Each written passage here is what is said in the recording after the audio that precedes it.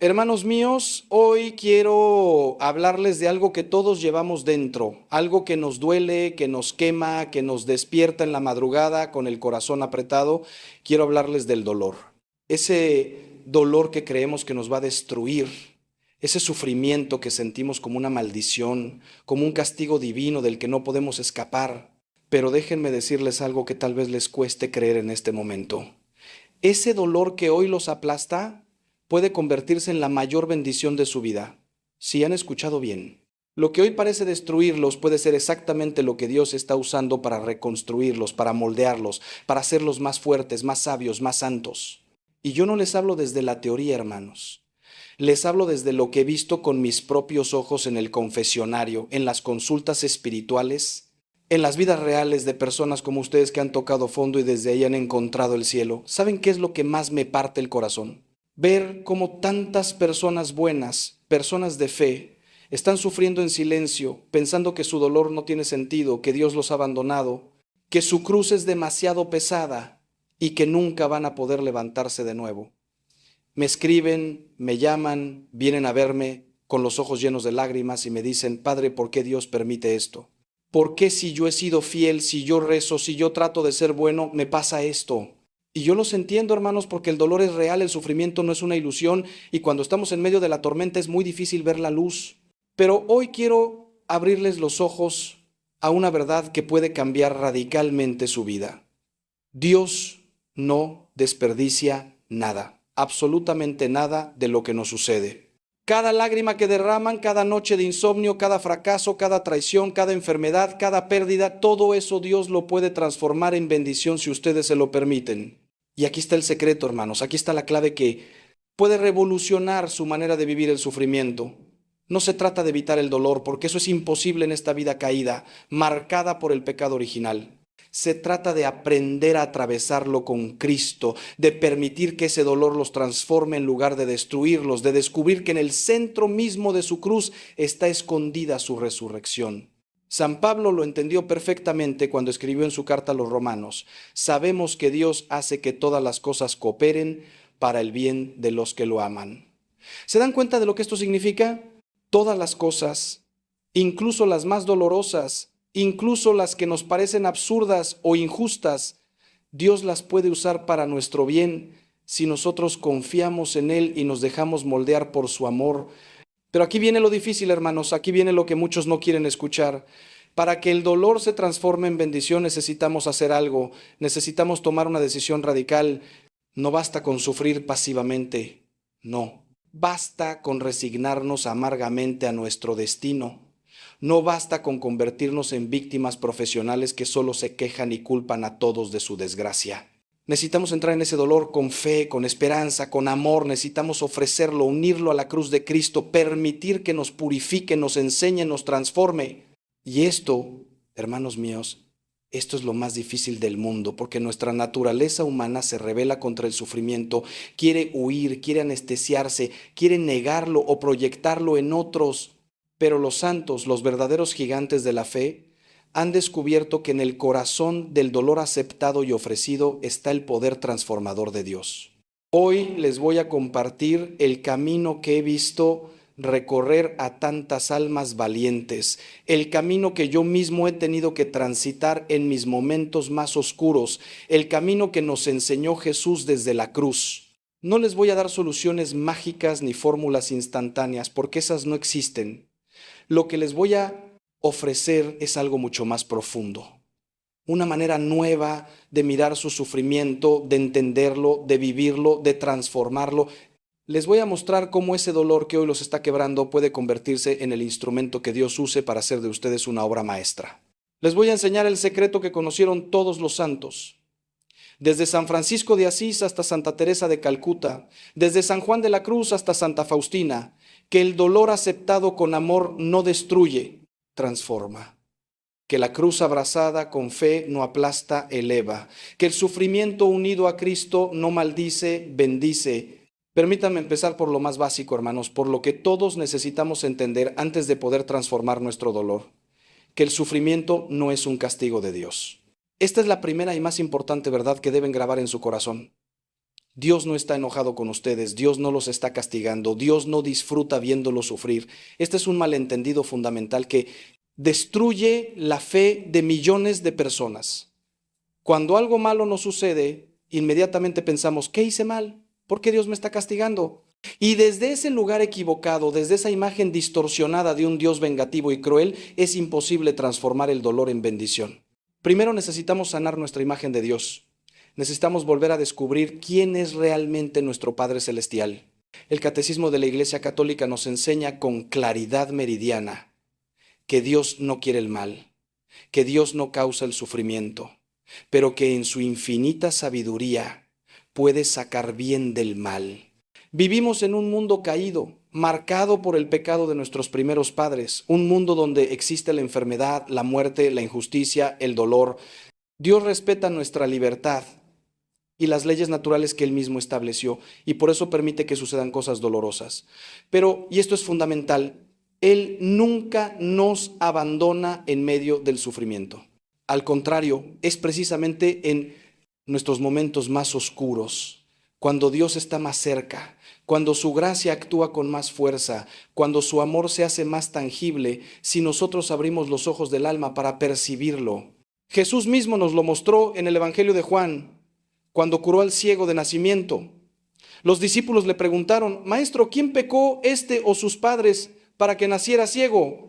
Y Jesús respondió algo revolucionario, ni este pecó ni sus padres, sino que esto sucedió para que se manifestaran en él las obras de Dios. ¿Se dan cuenta, hermanos? El sufrimiento de aquel hombre no era un castigo, era una oportunidad para que la gloria de Dios se manifestara. Y lo mismo sucede con cada uno de ustedes. Su dolor no es un castigo, es una oportunidad, una invitación, un llamado de Dios a entrar en un nivel más profundo de fe, de confianza, de abandono en sus manos amorosas. Pero entonces, si Dios no causa nuestro sufrimiento, ¿de dónde viene? Hermanos, el dolor tiene muchas fuentes. A veces viene de las consecuencias naturales de nuestras propias decisiones equivocadas, de nuestros pecados, de nuestra falta de prudencia o sabiduría. Otras veces viene de las decisiones de otros, de la maldad humana, de la injusticia, del pecado ajeno que nos afecta. Y otras veces simplemente viene de vivir en un mundo caído, donde los cuerpos se enferman, donde las relaciones se rompen, donde las cosas no siempre salen como queremos.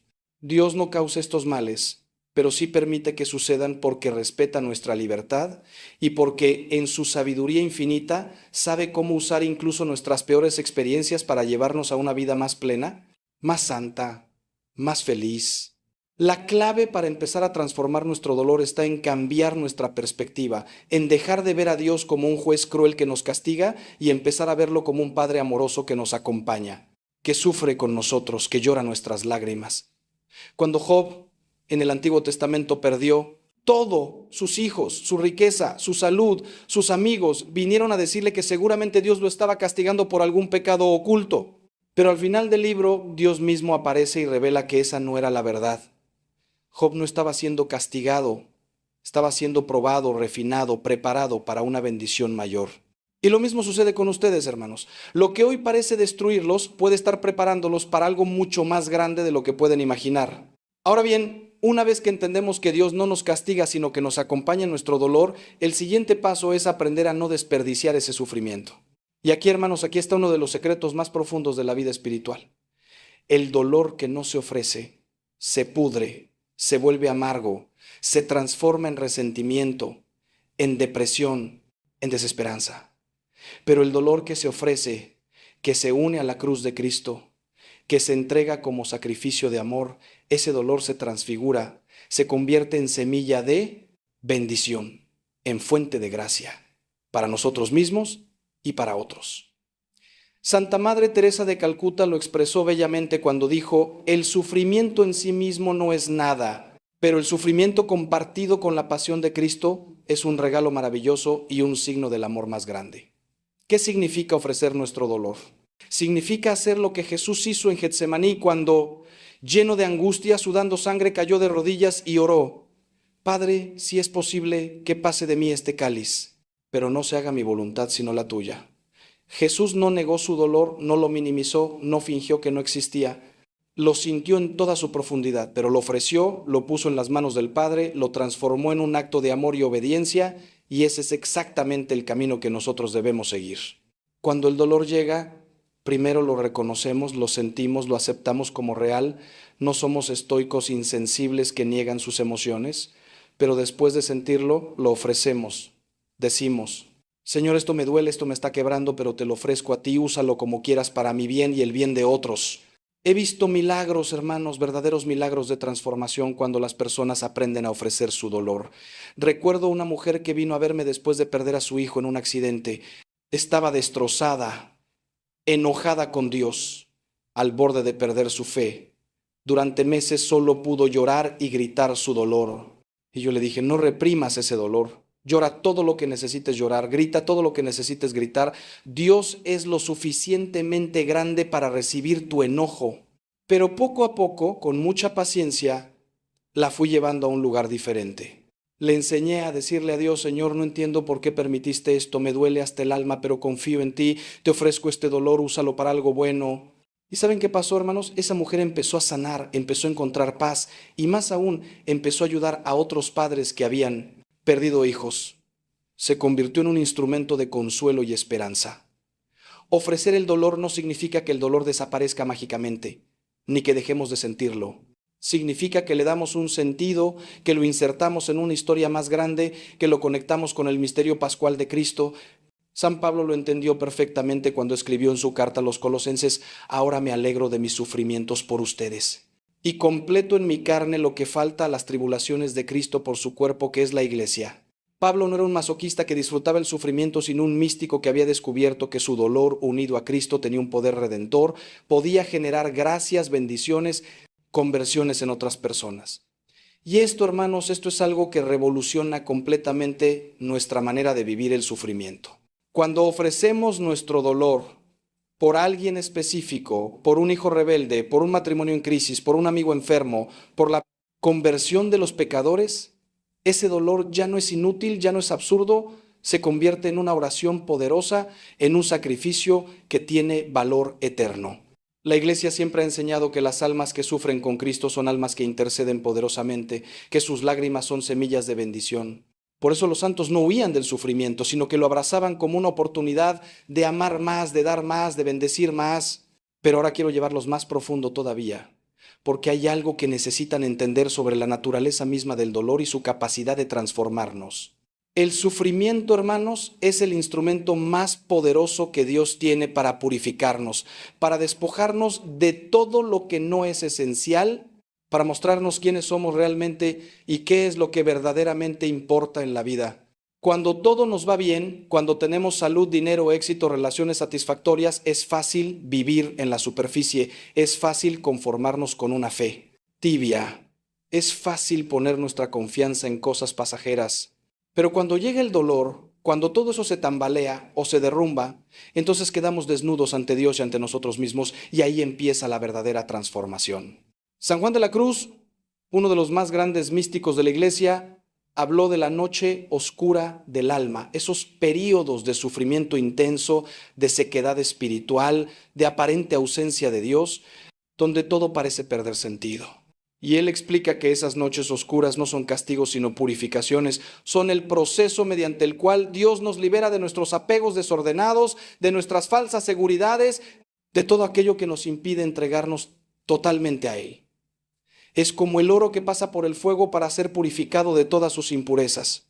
El fuego duele, el fuego quema, pero al final lo que sale es oro puro, oro que brilla con una luz que antes no tenía. Yo he experimentado esto en mi propia vida, hermanos, y puedo testificar que es verdad. Ha habido momentos en mi sacerdocio, en mi vida personal, donde he sentido que todo se derrumbaba, donde he llorado ante el sagrario preguntándole a Dios por qué, dónde me he sentido solo, incomprendido, fracasado. Y en esos momentos he descubierto algo increíble, que debajo de todas mis máscaras, de mis logros, de mis títulos, de mis capacidades, había un hombre pequeño, frágil, necesitado del amor de Dios. Y esa revelación, aunque dolorosa, fue liberadora. Me enseñó a depender menos de mí mismo y más de Dios. Me hizo más compasivo con el sufrimiento ajeno. Me dio una profundidad que nunca hubiera alcanzado en tiempos de bonanza. El dolor nos enseña lo que la prosperidad nunca puede enseñarnos. Nos enseña humildad. porque nos muestra que no tenemos el control que creíamos tener.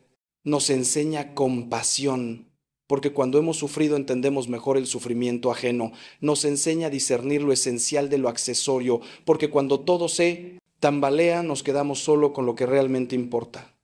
Nos enseña la verdadera oración, esa que no es un monólogo piadoso, sino un grito desesperado del corazón que busca a Dios. Nos enseña la fe verdadera, esa que confía incluso cuando no entiende, incluso cuando no ve, incluso cuando todo parece contradecir las promesas de Dios. Y hay algo más, hermanos, algo que quiero que graben profundamente en su corazón. El dolor nos hace más semejantes a Cristo. Jesús no vino a este mundo a vivir una vida cómoda y fácil. Vino a sufrir, a cargar con el peso del pecado del mundo, a ser rechazado, traicionado, torturado, crucificado. Y nos dijo claramente, si alguien quiere venir en pos de mí, niéguese a sí mismo, tome su cruz y sígame. La cruz no es opcional en la vida cristiana, hermanos, es constitutiva. No podemos seguir a Cristo sin pasar por nuestra propia cruz. Y cuando sufrimos, cuando cargamos nuestra cruz con amor, nos parecemos más a Él, entramos en comunión más íntima con Él, participamos de su misterio redentor. Déjenme preguntarles algo que los va a hacer reflexionar profundamente. ¿Qué están haciendo con su dolor ahora mismo? ¿Lo están desperdiciando en amargura y resentimiento? ¿O lo están transformando en bendición? Porque el mismo dolor puede tener dos resultados completamente opuestos dependiendo de cómo lo vivamos. Hay personas que ante el sufrimiento se endurecen, se vuelven cínicas, amargas, cerradas, culpan a Dios, culpan a otros, culpan a la vida. Se convierten en víctimas perpetuas que no pueden ver nada bueno en nada ni en nadie. Su dolor se vuelve tóxico, contamina todas sus relaciones, destruye su paz interior, los aleja de Dios y de los demás. He visto matrimonios destruidos porque uno de los cónyuges no pudo superar una pérdida y se quedó atrapado en la amargura. He visto hijos alejarse de sus padres porque estos se volvieron personas difíciles y quejosas después de alguna tragedia. He visto personas perder su fe completamente porque permitieron que su dolor se convirtiera en odio contra Dios. Pero también, hermanos, y esto me llena de esperanza, he visto el efecto contrario. He visto personas que ante el mismo tipo de sufrimiento se volvieron más dulces, más compasivas, más sabias, más santas. He visto madres que perdieron hijos y en lugar de amargarse fundaron organizaciones para ayudar a otros en situaciones similares. He visto enfermos terminales que desde sus camas de hospital se convirtieron en instrumentos de paz y consuelo para todos los que los visitaban. He visto personas traicionadas por sus seres queridos que en lugar de vengarse perdonaron y se liberaron. He visto fracasos profesionales que llevaron a personas a descubrir su verdadera vocación y encontrar una felicidad que nunca habían conocido. ¿Cuál es la diferencia entre unos y otros? La diferencia no está en el tipo o la intensidad del sufrimiento, porque ambos grupos han sufrido intensamente. La diferencia está en la actitud, en la decisión que tomaron ante el dolor. Unos decidieron cerrarse, aferrarse a su herida, alimentar su resentimiento, vivir como víctimas. Otros decidieron abrirse, soltar su herida, perdonar, buscar el sentido, ofrecer su dolor, dejarse transformar. Y esa decisión, hermanos, esa es la decisión que cada uno de ustedes tiene que tomar hoy. No pueden controlar lo que les sucede, pero sí pueden controlar cómo responden a lo que les sucede. San Juan Pablo II, que tanto sufrió en su vida desde la pérdida de su madre siendo niño hasta el atentado que casi lo mata y las enfermedades que lo debilitaron en sus últimos años, escribió una carta apostólica llamada Salvifici Doloris sobre el sentido cristiano del sufrimiento humano. En ella explica que el sufrimiento tiene la capacidad de liberar en nosotros el amor, un amor más maduro, más purificado, más generoso. Dice que cuando sufrimos podemos volvernos más egoístas, centrados en nosotros mismos, o podemos volvernos más altruistas, más capaces de comprender y amar a otros. Y todo depende de si permitimos que Cristo entre en nuestro sufrimiento o si lo vivimos solos, aislados de Él. Esta es la pregunta fundamental, hermanos. ¿Están sufriendo solos o están sufriendo con Cristo? Porque cuando invitan a Cristo a entrar en su dolor, cuando lo unen a Él, cuando le permiten que Él cargue con ustedes, todo cambia. Ya no están solos en su noche oscura, ya no tienen que cargar todo el peso ustedes mismos, ya no tienen que encontrar sentido por sus propios medios. Cristo está ahí, en medio de su dolor, llevando la carga más pesada, dándoles fuerza, iluminando su camino, transformando su sufrimiento en gracia. Y esto no es una teoría bonita, hermanos, esto es una realidad que millones de cristianos han experimentado a lo largo de la historia. Ahora quiero compartirles algo práctico, algo concreto que pueden hacer cuando el dolor los está aplastando y sienten que no pueden más. Porque una cosa es hablar de transformar el dolor en bendición y otra cosa es saber cómo hacerlo en medio de la tormenta, cuando las lágrimas no paran, cuando el corazón está roto, cuando la mente está confundida. Lo primero que necesitan hacer es detenerse y respirar. Sí, hermanos, algo tan simple como respirar conscientemente. Cuando estamos en medio del sufrimiento intenso, nuestro cuerpo se tensa, nuestra respiración se vuelve superficial, nuestra mente se acelera en pensamientos catastrofistas. Necesitamos detenernos, cerrar los ojos si es posible y respirar profundamente varias veces, sintiendo cómo el aire entra y sale de nuestros pulmones. Después de respirar, el segundo paso es reconocer y nombrar el dolor. No lo nieguen, no lo minimicen, no finjan que no existe. Díganle a Dios con total honestidad: Señor, estoy sufriendo, esto me duele, siento que no puedo más. Sean específicos si pueden. Me duele esta traición, me asusta esta enfermedad, me angustia esta situación económica, me desespera esta soledad.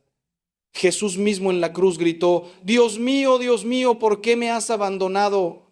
No tuvo miedo de expresar su dolor y nosotros tampoco debemos tener miedo. Dios no se escandaliza de nuestras lágrimas, de nuestros gritos, de nuestra honestidad brutal. Al contrario, se acerca más a nosotros cuando somos vulnerables y auténticos que cuando fingimos una espiritualidad perfecta que no sentimos. El tercer paso es pedirle ayuda a Dios. No ayuda genérica, sino ayuda específica. Señor, dame fuerza para pasar este día. Dame paz en medio de esta angustia. Dame sabiduría para saber qué hacer. Dame tu consuelo porque me siento solo. Dame fe porque estoy dudando. Dame esperanza porque estoy desesperado. Dios responde a las oraciones concretas, a las peticiones sinceras del corazón. Y aunque no siempre responde de la manera que esperamos o en el tiempo que quisiéramos, siempre responde. A veces la respuesta es una paz inexplicable que llega al corazón. Otras veces es una persona que aparece en el momento justo con la palabra adecuada. Otras veces es una luz, una idea, una dirección que no teníamos antes. El cuarto paso, y este es crucial, es ofrecer ese dolor. Después de haberlo reconocido y haberle pedido ayuda a Dios, díganle: Señor, te ofrezco este sufrimiento. No lo entiendo, no me gusta, pero confío en que tú puedes sacar algo bueno de él. Te lo ofrezco por mi propia sanación y crecimiento. Te lo ofrezco por mi familia. Te lo ofrezco por esa persona que tanto necesita tu gracia. Cuando hacen esto, hermanos, algo misterioso pero real sucede en el mundo espiritual. Su dolor ya no es inútil, ya no es desperdiciado. Se convierte en una semilla que Dios planta en tierra fértil y que dará fruto en su momento. El quinto paso es buscar acompañamiento. No intenten atravesar el dolor completamente solos. Necesitan personas de confianza que los escuchen, que oren con ustedes, que los sostengan. Puede ser un director espiritual, un sacerdote en el confesionario, un amigo de fe profunda, un grupo de oración, un consejero cristiano. Dios nos creó para la comunidad, no para el aislamiento. Y en los momentos de dolor es cuando más necesitamos el cuerpo de Cristo que nos rodea, nos abraza, nos recuerda las verdades que hemos olvidado. No tengan miedo de mostrar su vulnerabilidad, de pedir ayuda, de decir: no estoy bien y necesito apoyo. Eso no es debilidad, hermanos. Eso es sabiduría y humildad. Quiero hablarles ahora de algo que muchas veces olvidamos cuando estamos sufriendo, que el dolor tiene diferentes etapas y necesitamos respetarlas todas. No podemos saltar inmediatamente de la herida a la sanación, del Viernes Santo a la Pascua, de la cruz a la resurrección. Hay un proceso, hay un camino que debemos recorrer con paciencia. La primera etapa del dolor es el shock, la incredulidad. Cuando algo terrible sucede, nuestra mente se protege, negando la realidad. Esto no puede estar pasando, debe ser un error, me voy a despertar y todo será un mal sueño. Esta etapa puede durar horas, días o incluso semanas, dependiendo de la magnitud de la pérdida o el trauma. Y es normal, hermanos, es la manera que tiene nuestra psique de dosificar el impacto para que no nos destruya de golpe. La segunda etapa es la del dolor agudo, la agonía, el quebranto total. Es cuando la realidad penetra completamente en nuestra conciencia y sentimos todo el peso del sufrimiento. Aquí vienen las lágrimas inconsolables, la angustia física en el pecho, los pensamientos obsesivos, la incapacidad de concentrarnos en nada más. Esta es la etapa del Viernes Santo, cuando todo parece perdido, cuando Dios parece ausente, cuando no vemos ninguna luz al final del túnel. Y esta etapa, hermanos, no se puede evitar ni abreviar artificialmente. Hay que atravesarla, hay que llorar lo que hay que llorar, hay que sentir lo que hay que sentir. Cualquier intento de negar esta etapa o reprimirla solo prolongará el sufrimiento de manera insana. La tercera etapa, que puede superponerse con la segunda, es la del enojo y la búsqueda de explicaciones. Aquí vienen las preguntas. ¿Por qué? ¿Por qué yo? ¿Por qué ahora? ¿Qué hice para merecer esto? Y viene el enojo contra Dios, contra uno mismo, contra otros, contra la vida. Esta etapa es peligrosa porque si nos quedamos atrapados en ella nos volveremos personas amargas y resentidas. Pero también es una etapa necesaria porque necesitamos procesar nuestras emociones difíciles, necesitamos buscar sentido, necesitamos luchar con Dios como Jacob luchó con el ángel. La clave aquí es expresar el enojo honestamente pero sin permitir que eche raíces permanentes en nuestro corazón. La cuarta etapa es la de la aceptación gradual. Aquí empezamos a hacer las paces con lo que sucedió, empezamos a soltarlo, empezamos a aceptar que no podemos cambiar el pasado, pero sí podemos decidir cómo vivir el presente. Esta es una etapa delicada, porque la aceptación no significa resignación amarga, no significa decir está bien cuando no está bien, no significa olvidar o minimizar el dolor, significa reconocer la realidad tal como es, soltar la lucha inútil contra lo que ya sucedió y empezar a abrirnos a la posibilidad de que puede haber vida e incluso vida abundante después de esta pérdida o este trauma. La quinta y última etapa, que no siempre se alcanza, pero que es posible con la gracia de Dios, es la de la transformación y el crecimiento postraumático. Aquí es donde el milagro sucede, donde el dolor se convierte en bendición, donde descubrimos que somos más fuertes de lo que pensábamos, más sabios, más compasivos, más profundos. Aquí es donde podemos mirar atrás y decir con honestidad, no me alegro de que sucediera, nunca lo hubiera elegido, pero reconozco que me transformó de maneras que no hubieran sido posibles de otra manera. Aquí es donde nuestra historia de dolor se convierte en testimonio de esperanza para otros que están sufriendo. Hermanos, quiero que entiendan algo vital. No hay un tiempo establecido para cada etapa. No hay una línea recta de progreso. A veces avanzamos y luego retrocedemos. A veces pensamos que ya lo superamos y de repente algo nos activa y volvemos al dolor agudo. Esto es normal, es parte del proceso humano de sanación. No se juzguen, no se presionen, no permitan que otros les digan ya deberías estar bien o ya es tiempo de superarlo. Cada persona tiene su propio ritmo y Dios respeta ese ritmo. Lo importante es seguir caminando, seguir buscando la luz, seguir confiando en que Dios está obrando incluso cuando no lo sentimos. Y aquí quiero detenerme un momento para decirles algo importante sobre las expectativas. A veces esperamos que Dios nos quite el dolor inmediatamente, que haga un milagro y todo vuelva a ser como antes. Y cuando eso no sucede, nos decepcionamos, nos enojamos, dudamos de su amor. Pero hermanos, la mayoría de las veces Dios no nos quita el dolor, sino que nos da la gracia para atravesarlo, nos transforma a través de Él, nos enseña a vivir con Él de manera que ya no nos destruya. Santa Bernadette de Lourdes, que vio a la Virgen María y ante cuya gruta sucedieron tantos milagros de sanación, ella misma vivió enferma y sufriendo intensamente gran parte de su vida. ¿Por qué la Virgen no la sanó? Porque Dios tenía otros planes, porque su sufrimiento ofrecido tenía un valor inmenso, porque su testimonio de fe en medio del dolor ha inspirado a millones. Lo que Dios promete no es una vida sin dolor, sino su presencia en medio del dolor. No promete que todo saldrá como queremos, sino que Él sacará bien de todos si confiamos en Él. No promete explicaciones inmediatas, sino sentido último. Y esto, hermanos, esto cambia todo. Porque cuando sabemos que no estamos solos, cuando sabemos que nuestro dolor tiene sentido, aunque no lo veamos todavía, cuando sabemos que hay un propósito mayor que se está cumpliendo, entonces podemos soportar casi cualquier cosa. Viktor Frankl, el psiquiatra judío que sobrevivió los campos de concentración nazis, escribió: quien tiene un porqué para vivir puede soportar casi cualquier cómo. Y nuestro porqué, hermanos, es el amor de Dios, es nuestra vocación a la santidad, es la vida eterna que nos espera. Ahora, permítanme hablarles de algo que puede sonar contraintuitivo, pero que es profundamente cierto. A veces Dios permite el dolor en nuestra vida para salvarnos de males mayores. Cuando estamos cómodos, cuando todo va bien, es muy fácil volvernos autosuficientes, orgullosos, materialistas, tibios en la fe. Es fácil olvidarnos de Dios, dejar de orar, poner nuestra confianza en cosas pasajeras. Y entonces Dios como el médico que realiza una cirugía dolorosa pero necesaria para salvar la vida del paciente, permite que ciertas cosas sucedan para despertarnos, para sacudirnos de nuestro letargo espiritual, para recordarnos que Él es lo único que necesitamos. No porque sea cruel, sino porque nos ama demasiado como para dejarnos dormir en una vida superficial que nos llevaría a la perdición eterna. He visto esto innumerables veces en mi ministerio. Hombres exitosos que en la cúspide de su carrera sufrieron un fracaso estrepitoso, y ese fracaso los despertó de una vida de soberbia y egoísmo, los llevó a reconciliarse con sus familias, a volver a Dios, a descubrir lo que realmente importaba. Mujeres que en medio de una enfermedad grave encontraron una profundidad de fe que nunca habían tenido en tiempos de salud. Jóvenes que tocaron fondo en adicciones o comportamientos autodestructivos, y ese fondo fue el lugar donde finalmente gritaron a Dios pidiendo ayuda, y Él los levantó y los transformó. Fueron experiencias dolorosas, absolutamente.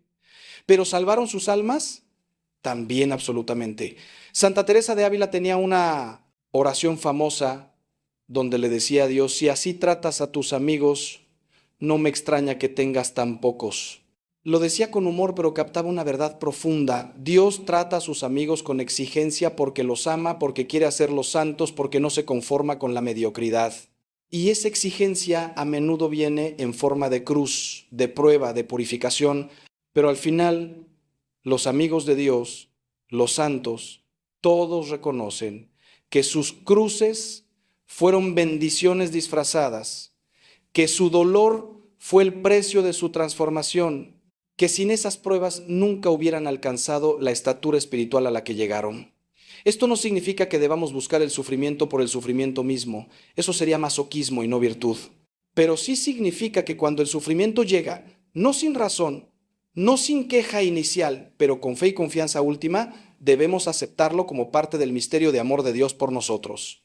Significa que debemos preguntarnos: ¿qué está tratando de enseñarme Dios con esto? ¿De qué me está liberando? ¿Hacia dónde me está dirigiendo? ¿Qué aspectos de mi carácter necesitan ser pulidos? ¿Qué apegos desordenados necesitan ser cortados? ¿Qué pecados necesitan ser erradicados? Y aquí, hermanos, aquí llegamos a una de las enseñanzas más duras pero más verdaderas del cristianismo.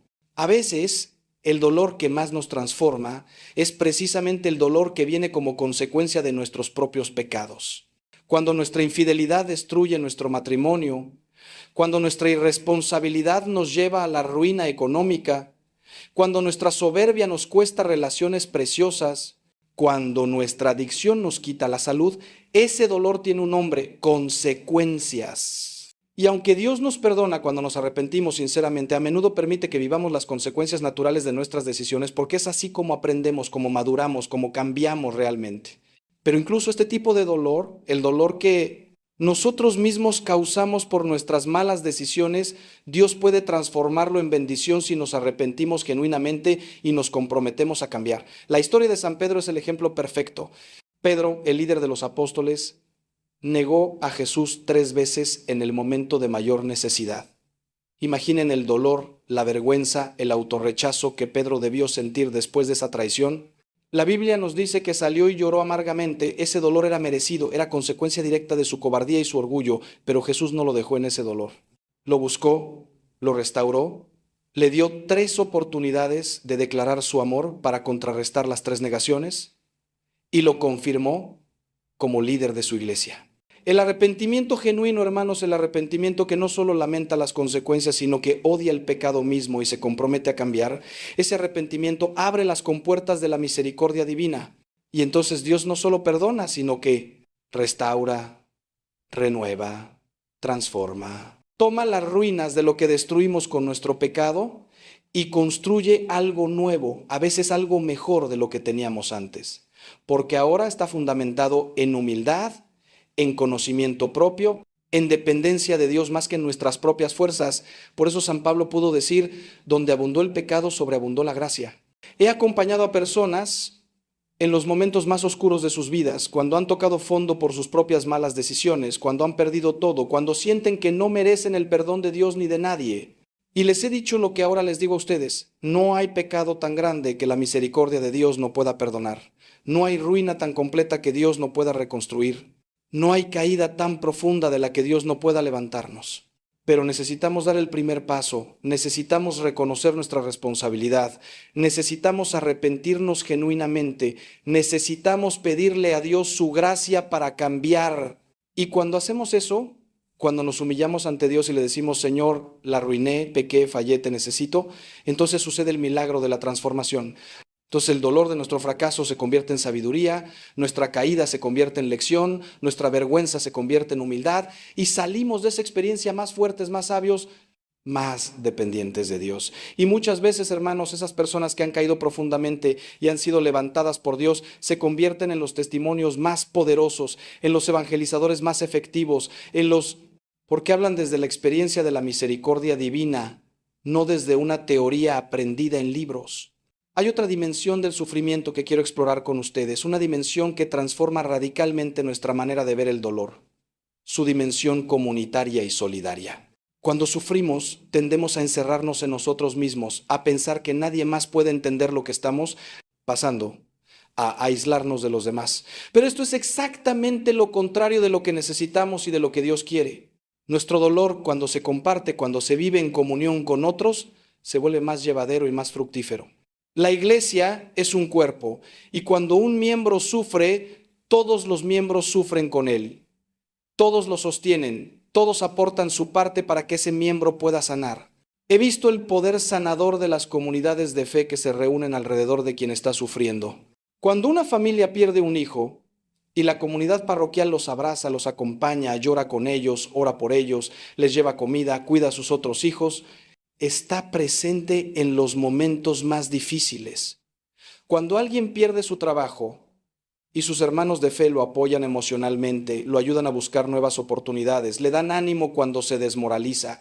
Cuando alguien está enfermo y sus amigos lo visitan, oran junto a su cama, le dan esperanza cuando él la pierde. Este es el cuerpo de Cristo en acción, hermanos. Esto es lo que significa ser iglesia. Pero hay más. Nuestro sufrimiento no solo puede ser aliviado por la comunidad, sino que también puede convertirse en instrumento de bendición para otros. Cuando atravesamos un dolor y lo hacemos con fe, con esperanza, con dignidad, nos convertimos en testimonio vivo para otros que están sufriendo. Nuestra manera de llevar la cruz inspira a otros a llevar la suya. Nuestro testimonio de fe en medio de la oscuridad enciende una luz de esperanza en corazones desesperados. San Pablo lo expresa bellamente cuando escribe a los Corintios. Bendito sea Dios, Padre de nuestro Señor Jesucristo, Padre de misericordia y Dios de todo consuelo, que nos consuela en todas nuestras tribulaciones para que podamos consolar a los que están en cualquier tribulación con el consuelo con que nosotros somos consolados por Dios. Esta es una de las razones por las que Dios permite el sufrimiento en la vida de sus, para que una vez consolados, una vez transformados, podamos ser instrumentos de consuelo y transformación para otros. Por eso los mejores consejeros de personas con adicciones son a menudo exadictos que han sido liberados.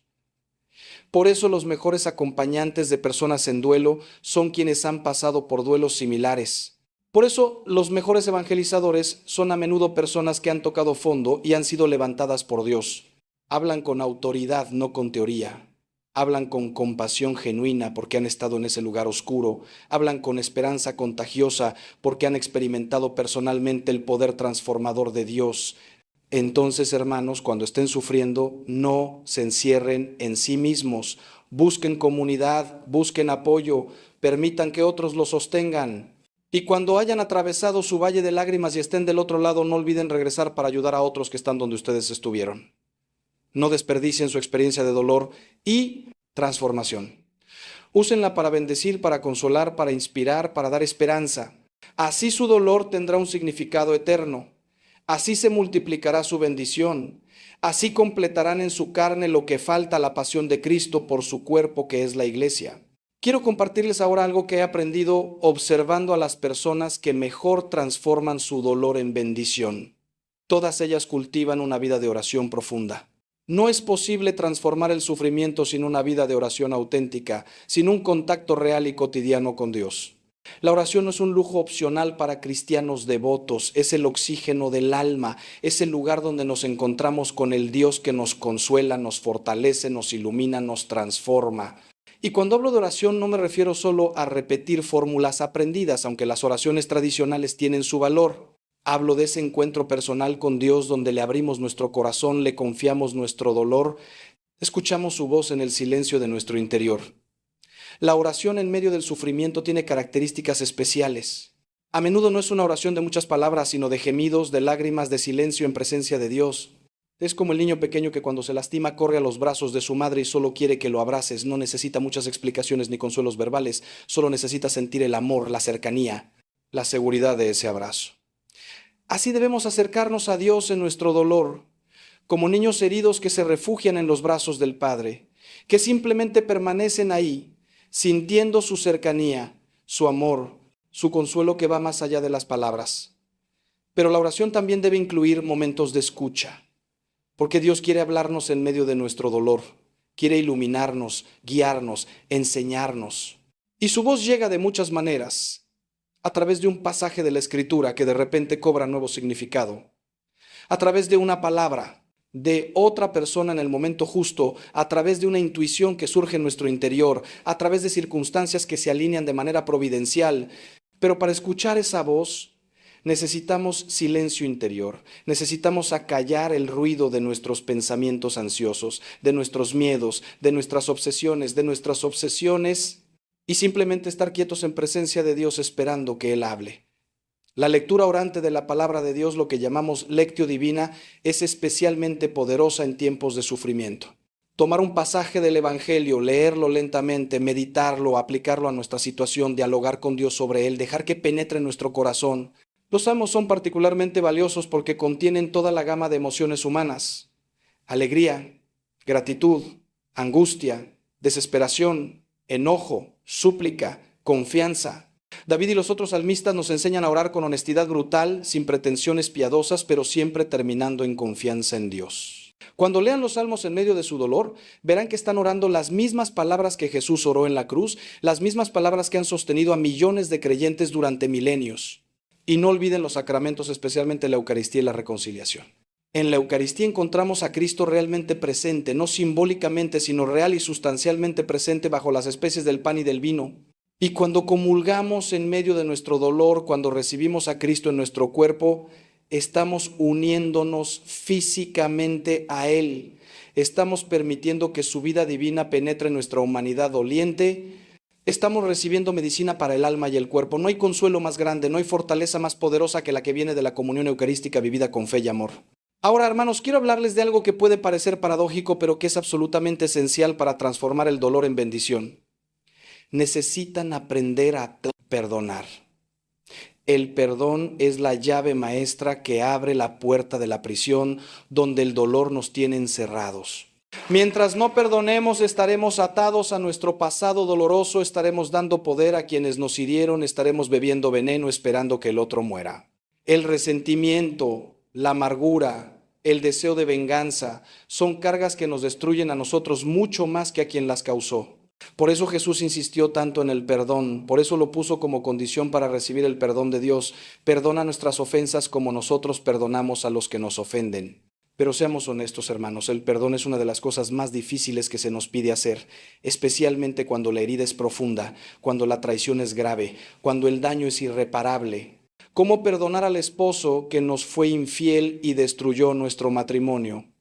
¿Cómo perdonar al padre que nos abandonó cuando éramos niños? ¿Cómo perdonar a la persona cuya negligencia causó la muerte de nuestro ser querido? ¿Cómo perdonar al amigo que nos traicionó y nos causó un daño enorme?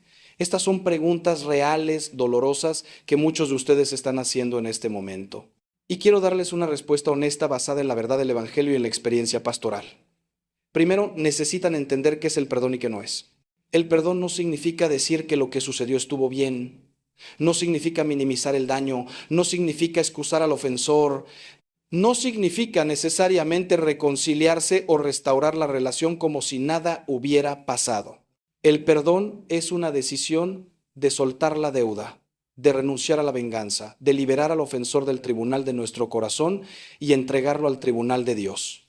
Es decidir que ya no vamos a permitir que esa persona o ese evento controle nuestras emociones, nuestros pensamientos, nuestra vida. es elegir la libertad sobre la prisión del resentimiento. Segundo, el perdón no es un evento único, sino un proceso, a menudo largo y doloroso. No se trata de decir una vez, te perdono y ya está todo resuelto.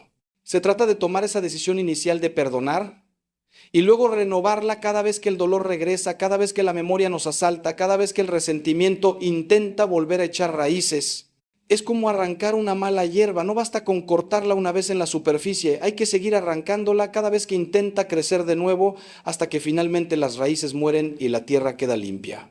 Así es el perdón, hermanos, requiere perseverancia, requiere decisiones repetidas, requiere gracia divina. Tercero, no podemos perdonar con nuestras propias fuerzas, especialmente cuando el daño es profundo, necesitamos la gracia de Dios. Por eso debemos orar, Señor, quiero perdonar, pero no puedo, no tengo la fuerza, todavía me duele demasiado. Dame tu gracia para perdonar, ponme tu corazón misericordioso en lugar del mío endurecido. Y Dios responde a esa oración, hermanos. Él da la gracia cuando nosotros ponemos la voluntad. Poco a poco, a veces muy lentamente, el corazón se va ablandando, el resentimiento se va disolviendo y un día nos damos cuenta de que ya podemos pensar en esa persona o ese evento sin que nos duela, sin que nos llene de rabia. Cuarto, el perdón nos libera a nosotros más que a la otra persona. He visto esto una y otra vez. Personas que han cargado durante años, a veces décadas, el peso del resentimiento y cuando finalmente perdonan es como si se les quitara un peso enorme de los hombros. Su rostro cambia, su postura cambia, su manera de hablar cambia. Encuentran una paz que no habían conocido en años. Duermen mejor, se relacionan mejor, disfrutan más de la vida. Porque el perdón nos desata del pasado y nos permite vivir plenamente el presente y mirar con esperanza al futuro. Por eso, hermanos, el perdón no es un favor que le hacemos a quien nos ofendió, es un regalo que nos hacemos a nosotros mismos. Y hay algo más sobre el perdón que necesitan entender. Cuando perdonamos nos parecemos más a Cristo, participamos de su naturaleza divina, colaboramos en la obra de redención que Él comenzó en la cruz. Porque toda la misión de Jesús se resume en una palabra, reconciliación. Reconciliar a la humanidad con Dios, reconciliar a los hermanos entre sí, destruir los muros de división, sanar las relaciones rotas. Y cuando nosotros perdonamos, cuando extendemos misericordia a quien nos hirió, estamos continuando esa obra de Cristo, estamos siendo sus manos, su corazón, su voz en este mundo. Estamos demostrando que el amor es más fuerte que el odio, que la gracia es más poderosa que el pecado, que la luz puede vencer las tinieblas. Quiero compartirles ahora algo que he observado en las personas que logran transformar su dolor más profundamente. Todas ellas desarrollan una actitud de gratitud incluso en medio del sufrimiento. Sé que esto puede sonar absurdo, incluso ofensivo, cuando están en medio de un dolor intenso. ¿Cómo voy a estar agradecido cuando estoy sufriendo? ¿Cómo voy a dar gracias por algo que me está destruyendo? Pero esperen, hermanos, déjenme explicarles. No estoy diciendo que tengan que estar agradecidos por el mal mismo, por el dolor mismo, por la injusticia que sufrieron. Estoy diciendo que incluso en medio del dolor más oscuro siempre hay algo por lo cual dar gracias si abrimos los ojos para verlo. San Pablo nos exhorta, den gracias en todo, porque esta es la voluntad de Dios para con ustedes en Cristo Jesús. En todo, hermanos, no solo cuando las cosas van bien, sino en todo. ¿Por qué? Porque la gratitud cambia nuestra perspectiva, amplía nuestra visión, nos ayuda a ver que incluso en medio de la oscuridad hay destellos de luz, que incluso en medio del dolor hay bendiciones, que incluso en medio de la pérdida hay dones que permanecen. La gratitud no niega el dolor, pero se niega a permitir que el dolor eclipse completamente todo lo bueno que todavía existe en nuestra vida. Cuando estamos sufriendo podemos agradecer por las pequeñas cosas, por el amigo que llamó en el momento justo, por el amanecer que vimos a pesar de la noche de insomnio, por la comida en nuestra mesa aunque no tengamos hambre, por el techo sobre nuestra cabeza, por la salud que todavía tenemos en otras áreas aunque una esté afectada, por los recuerdos hermosos del pasado que nadie nos puede quitar, por la esperanza del cielo que nos espera. Estas pequeñas gratitudes van creando islotes de luz en medio del mar oscuro del dolor y poco a poco esos islotes se van expandiendo hasta que el paisaje completo cambia. Pero hay una gratitud más profunda todavía. Una gratitud que solo puede surgir después de que el proceso de transformación ha avanzado. La gratitud por el dolor mismo, no porque el dolor sea bueno en sí mismo, sino porque reconocemos que Dios lo usó para nuestro bien, para hacernos más fuertes, más sabios, más santos. He escuchado testimonios de personas que después de años de haber atravesado una crisis terrible pueden decir con honestidad, no lo cambiaría, no porque no haya sido doloroso, sino porque me hizo quien soy hoy. Y quien soy hoy es mejor que quien era antes. Esa gratitud es la prueba más clara de que el dolor se ha transformado completamente en bendición. La gratitud también tiene un efecto sanador en nuestra química cerebral. Los estudios científicos lo confirman. Cuando practicamos la gratitud regularmente, nuestro cerebro produce más serotonina y dopamina. Los neurotransmisores asociados con la felicidad y el bienestar disminuye el cortisol, la hormona del estrés. Mejora nuestro sueño, fortalece nuestro sistema inmunológico, reduce la depresión y la ansiedad. Entonces no es solo una práctica espiritual, hermanos, es también una medicina natural que Dios nos ha dado para sanar nuestro cuerpo y nuestra mente mientras sana nuestra alma. Les recomiendo una práctica concreta. Cada noche antes de dormir, escriban 3 cosas por las cuales están agradecidos ese día. Pueden ser cosas grandes o pequeñas, espirituales o materiales, extraordinarias o cotidianas. No importa. Lo importante es entrenar su mente y su corazón a buscar lo bueno, a reconocer las bendiciones, a agradecer. Y hagan esto incluso en los días más difíciles, especialmente en los días más difíciles. Algunos días será difícil encontrar 3 cosas, tendrán que buscar muy profundamente. Pero siempre hay algo, siempre hay un pequeño destello de luz si nos negamos a cerrar completamente los ojos. Y esa práctica diaria los va a transformar lentamente, pero seguramente. Hermanos, estamos llegando al corazón de este mensaje, al secreto más profundo de todos. Si hay una verdad que quiero que se grabe en fuego en su corazón, es esta. La transformación de su dolor en bendición depende fundamentalmente de una cosa, de una decisión, de un acto de la voluntad que solo ustedes pueden tomar. Esa decisión es la confianza. Confiar en Dios cuando todo les está gritando que no confíen, cuando todas las circunstancias parecen contradecir su bondad, cuando se sienten abandonados, cuando no entienden nada de lo que está pasando. Esa confianza radical, esa fe que va más allá de lo que ven y sienten, esa es la llave maestra que abre el tesoro escondido en el corazón del dolor. Abraham es llamado nuestro padre en la fe precisamente porque confió en Dios incluso cuando lo que Dios le pedía parecía una locura. Dios le prometió que sería padre de una multitud cuando él y su esposa Sara eran ya ancianos y estériles.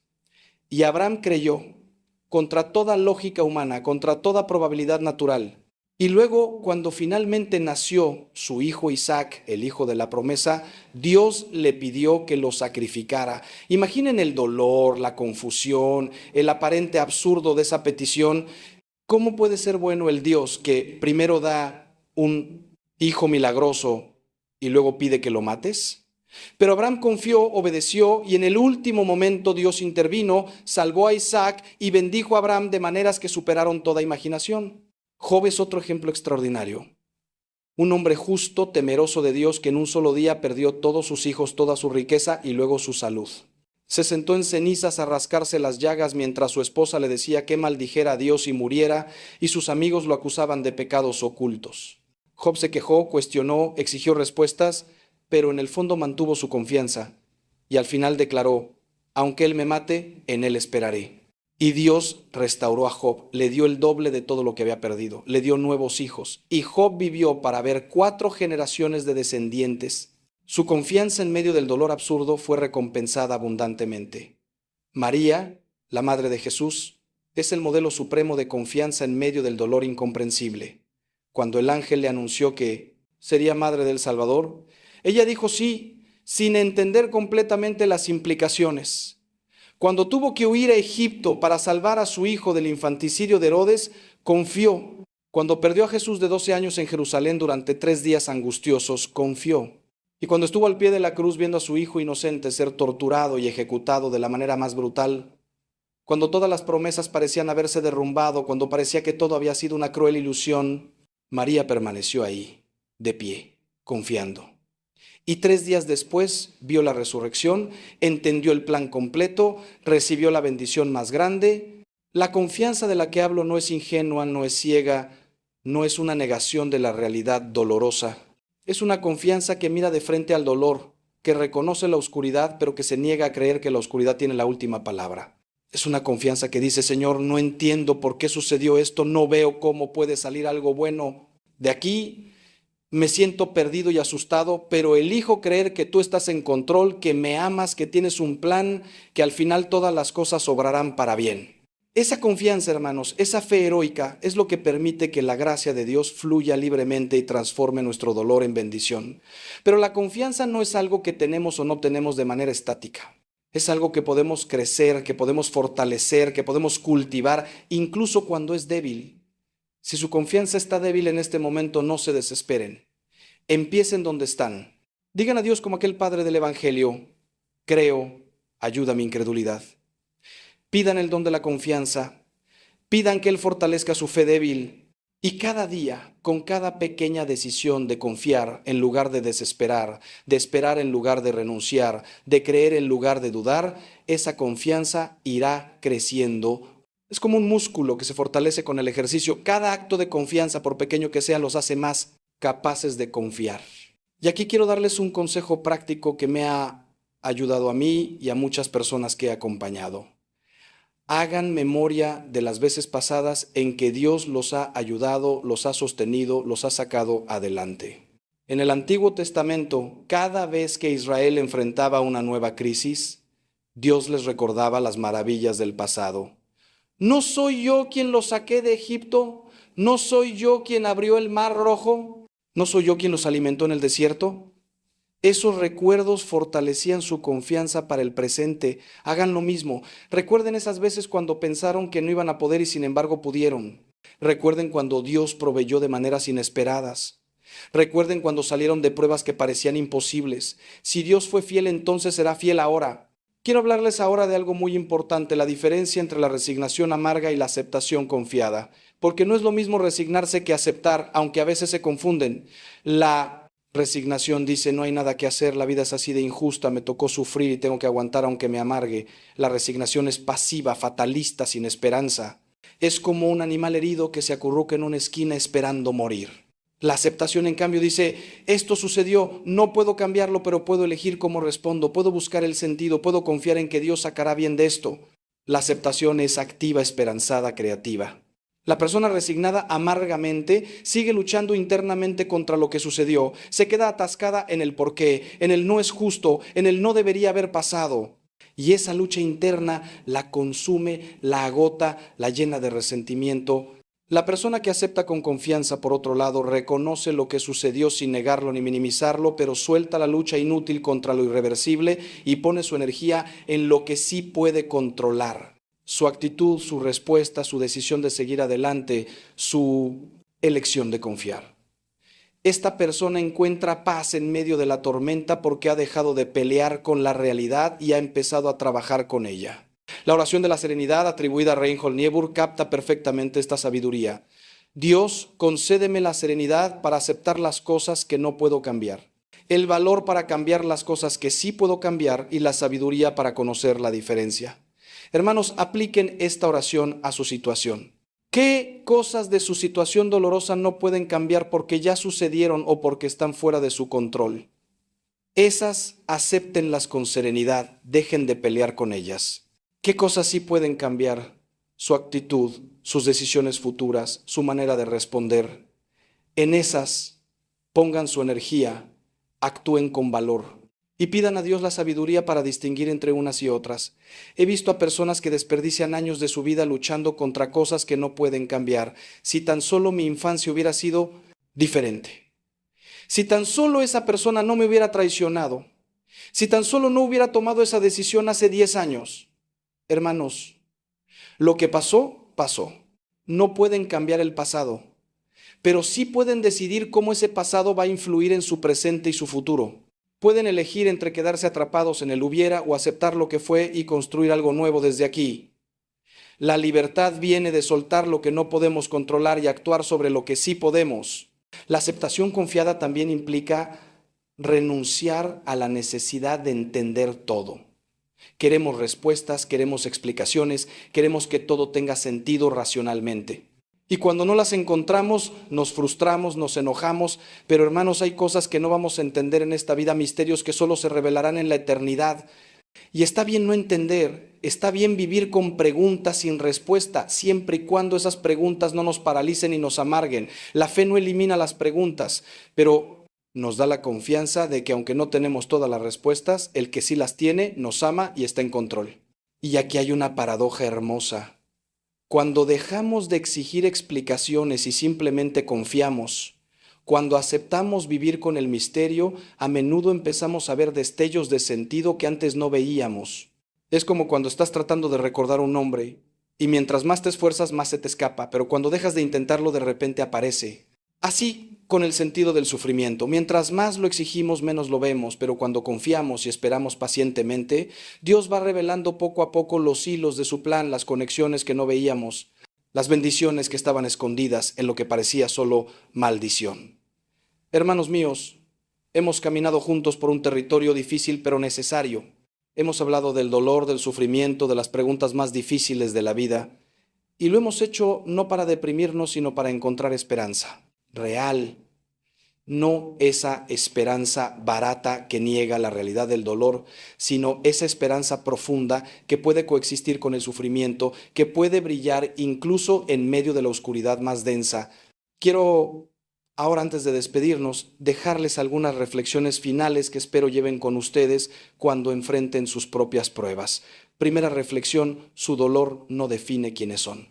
Ustedes son hijos e hijas amados de Dios, creados a su imagen y semejanza, destinados a la vida eterna, llenos de dignidad infinita. Eso es su identidad, no su sufrimiento. El dolor es algo que están atravesando, no algo que son. No permitan que el dolor se convierta en su identidad, que se conviertan en víctimas profesionales cuya vida entera gira alrededor de su herida. Ustedes son mucho más que su dolor, mucho más que sus cicatrices, mucho más que sus traumas. Son personas amadas, valiosas, capaces de amar y ser amadas, capaces de dar fruto incluso en tierras áridas. Segunda reflexión: el tiempo de sufrimiento pasará, pero lo que aprendan en él durará para siempre. Esta etapa dolorosa de su vida no durará eternamente. Lloraron durante la noche, pero a la mañana vendrá la alegría, dice el salmista. Vendrán días mejores, hermanos, confíen en eso. Pero las lecciones que están aprendiendo ahora, la profundidad que están adquiriendo, la fuerza que están desarrollando, la compasión que están cultivando, eso permanecerá con ustedes siempre. Esas son las verdaderas bendiciones que nacen del dolor bien vivido. No desperdicien esta oportunidad de crecimiento, por dolorosa que sea. Tercera reflexión: no están solos. Sé que a veces se sienten terriblemente solos en su dolor, como si nadie pudiera entender lo que están pasando, pero Cristo está con ustedes, experimentando cada momento de su sufrimiento con ustedes. Él lloró, Él sufrió, Él conoce el dolor desde dentro, y además de Cristo, tienen a la Virgen María que intercede por ustedes, tienen a los santos que los acompañan, tienen a su comunidad de fe que los sostiene, y me tienen a mí y a tantos sacerdotes que oramos por ustedes y estamos aquí para acompañarlos. Nunca, nunca están completamente solos, aunque así lo sientan. Cuarta reflexión: su dolor puede convertirse en el mayor regalo que den a otros. Sé que ahora eso puede sonar absurdo, pero es verdad. Su testimonio de fe en medio del sufrimiento, su ejemplo de fortaleza cuando están quebrados, su confianza cuando todo parece perdido, eso inspira a otros de maneras que nunca imaginarán. Personas que están viendo cómo atraviesan esta prueba están encontrando esperanza para sus propias luchas. No subestimen el poder de su testimonio silencioso, de su manera de llevar la cruz con dignidad y fe. Están evangelizando con su vida. Están predicando el evangelio con su ejemplo. Quinta reflexión: la resurrección siempre sigue a la crucifixión.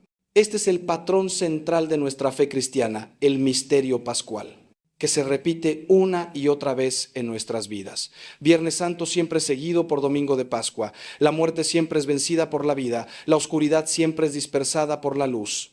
El invierno siempre da paso a la primavera. Su situación actual no es el final de su historia, hermanos. Dios tiene un capítulo más. Y ese capítulo se llama resurrección, renovación, restauración. Manténganse firmes, sigan confiando, porque su domingo viene. Y déjenme decirles una última cosa que me parece muy importante. No juzguen la fidelidad de Dios por lo que está sucediendo ahora mismo. Miren la historia completa. Miren el arco largo de su vida. Cuando estamos en medio del capítulo más oscuro de un libro, puede parecer que no tiene sentido, que la trama está rota, que todo está perdido, pero cuando llegamos al final y miramos atrás, vemos cómo ese capítulo oscuro era necesario para la resolución, cómo preparaba el terreno para algo hermoso, cómo las piezas encajaban de maneras que no podíamos ver en el momento. Confíen en que Dios está escribiendo su historia y Él nunca desperdicia un capítulo, ni siquiera los más dolorosos. Hermanos míos, queridos hermanos, llegamos al final de este tiempo juntos. Mi corazón está lleno de amor por cada uno de ustedes que está escuchando este mensaje. Sé que muchos están sufriendo en este momento. Sé que las palabras no borran el dolor. Sé que el camino que tienen por delante es difícil. Pero también sé, con una certeza que viene de décadas de ministerio y de experiencia personal, que Dios es fiel, que su amor nunca falla, que Él puede transformar cualquier dolor en bendición si se lo permiten. He visto demasiados milagros de transformación como para dudar de eso. Les pido que no permitan que su dolor los endurezca, que no permitan que la amargura eche raíces en su corazón, que no permitan que el sufrimiento los aleje de Dios cuando es precisamente en Él donde encontrarán el consuelo y la fuerza que necesitan. Acérquense más a Dios en su dolor, no se alejen, griten si necesitan gritar, lloren si necesitan llorar, pero háganlo en sus brazos, no lejos de Él. Él puede sostener todo su dolor, toda su confusión, toda su rabia incluso, y Él los va a sostener a ustedes también. Recen, hermanos, recen todos los días, aunque sea solo unos minutos, lean la palabra de Dios, especialmente los salmos y los evangelios. Reciban los sacramentos, particularmente la Eucaristía y la reconciliación. Busquen comunidad, no se aíslen, permitan que otros los acompañen. Practiquen la gratitud buscando cada día algo por lo cual dar gracias. Elijan perdonar a quienes los han herido, por su propio bien. Ofrezcan su dolor por alguien que lo necesite y sobre todo confíen en que Dios está con ustedes y que tiene un plan bueno para su vida.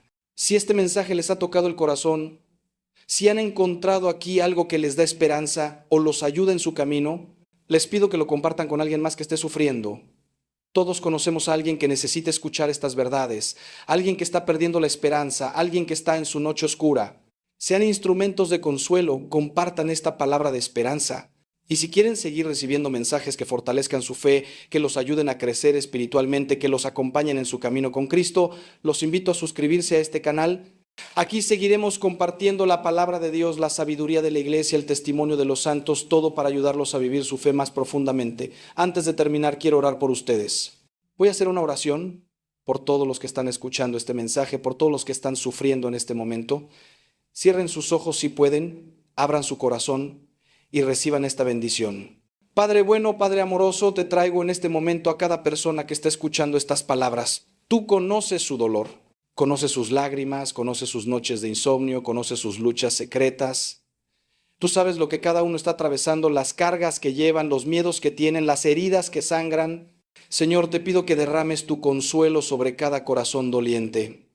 Que sientan tu presencia, que sepan que no están solos, que experimenten tu amor que todo lo puede.